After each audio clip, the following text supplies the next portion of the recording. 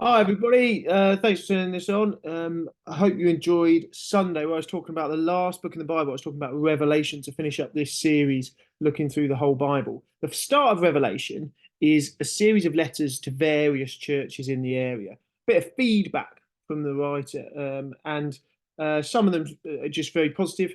Things like, well done, despite the fact no one's paid attention to you, you've stuck at it, perseverance, running the good race, that kind of good stuff. And maybe some of you need to hear that this evening, that even if you feel no one's noticed the good work you're doing, that God sees, says keep on going. And then a few of the churches get a little bit more criticism. And it was interesting that the church that gets the most, which says you're like tepid water, I'm going to spit you out of my mouth, that church gets that criticism because they use their wealth to insulate themselves, to develop this kind of pseudo independence, this attitude of, I don't need anyone else, I've got what I need. And we were talking about how the church is at its best when it fosters a community of love, a community of generosity, a community of interdependence, where we can genuinely say, we're not in this for ourselves, we're here to support each other, we need each other to run this race well. So that's the first bit of Revelation. Then it all gets a bit weird. And there's all kinds of metaphors and different imagery and beasts and eyes and all that kind of weird and wonderful stuff.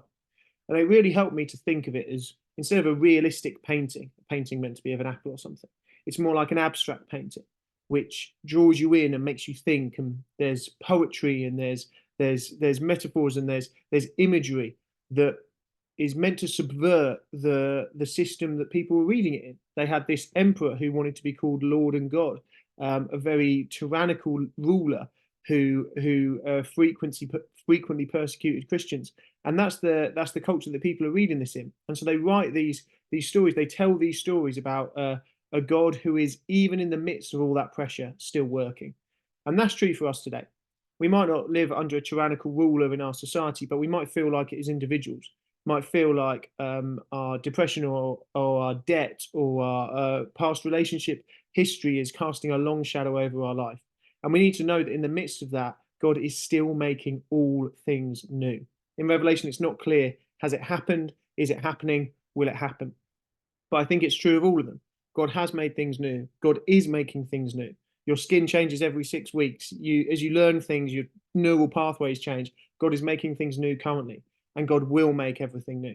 We finished by looking at the hope that Revelation ultimately is a story of hope for people who feel like they're living under the cosh, people who can look to a better future, knowing that one day, as we read in Revelation, even death and the grave itself will be thrown into the lake of fire. There is a future that looks better than today. Ultimately, it's a story of hope.